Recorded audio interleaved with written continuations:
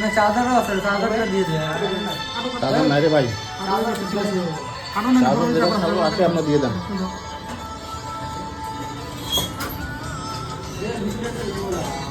হ্যাঁ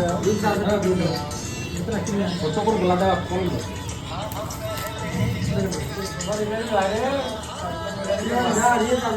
চাদর নাই ভাই, সত্যি।